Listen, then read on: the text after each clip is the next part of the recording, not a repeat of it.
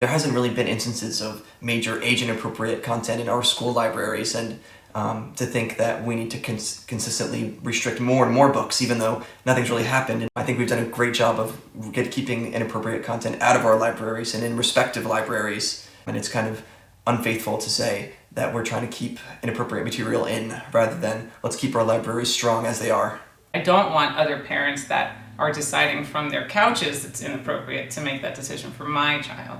So that's really what it comes down to. I don't even think the question is the appropriateness of the material that's already been determined by the media specialists. And just considering that they pull from databases that are already approved by the state for the education that they're going to be going into, it's all a list of vendors, so it's extremely regulated, especially for what they're going to receive. It's not whatever the librarian wants. And they are the experts in their field. Yes. Yep. They have dedicated their entire lives to that research and have done a fantastic job, all of them, for over a decade or two, some of them, in our very schools, those same people. So where there's no issue, I don't see why creating an issue now, suddenly over the past 2 years, all of a sudden there's issues with the books that are in the library, some of them that have been there for years. In many cases, the books that we're seeing, these are books that are not in our libraries thanks to our media specialists.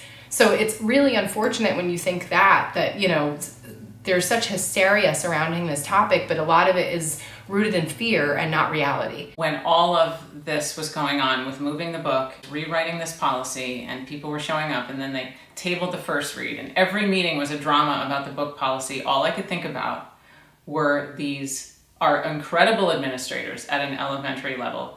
And just picturing them in my mind running from classroom to classroom with AC units, trying to figure out where to put all the children that need to be in air conditioning, because that is the reality of what their job is. Yet, as a community, we're all talking about these policies that mean nothing. It's being prioritized over too many other, far more important things. If we're so busy focusing on rewriting and spending absurd money to rewrite book policies, what are we missing out on? $450 million in state funding. 17 Sussex County school districts will be receiving funds for dilapidated buildings and facilities that need upgrading. I think one was even a roof. So my question is, was the board aware of this? Did we explore this? It's sad that leaving Sparta High School, I think I've only ever been in one trailer, maybe being 5th grade in the music room. Right. But it's sad that we're downgrading, and it's getting worse progressively, and it shouldn't be like that. And it's our most vulnerable student body. The only actual solution I've heard that's been viably proposed but not viable is classroom waivers. So to me, what does that mean? And you spoke to this so nicely, you know, so what, we can just have 40 kids in a classroom? I don't understand how anyone in Sparta would be okay with this for their child. Especially at that age. And God forbid anyone gets congested and gets a cold, they won't have nurses to cover it. The time that has been wasted focusing on all these, you know, missed priorities.